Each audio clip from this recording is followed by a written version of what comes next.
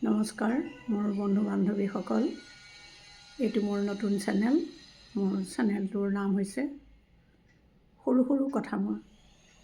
মই সকলোকে স্বাগতম জনাইছোঁ।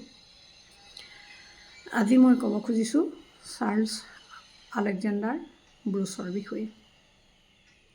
চাৰ্লছ আলেকজেণ্ডাৰ ব্ৰুছ আছিল অসমৰ প্ৰথম চাহ খেতিয়ক।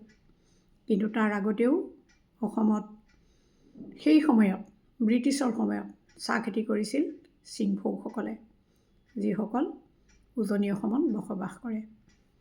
চিংফৌসকলৰ পৰা চাহ খেতিৰ বিষয়ে জানি চাৰ্লছ আলেকজেণ্ডাৰ ব্ৰুছে অসমত চাহগছ ৰোপণ কৰে।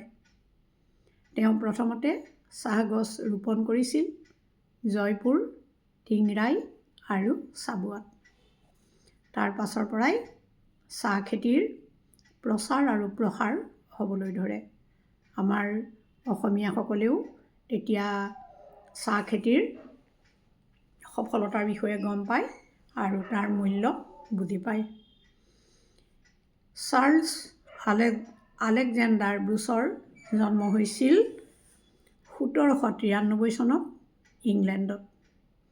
তেওঁ অসমলৈ আহিছিল 1823 চনত।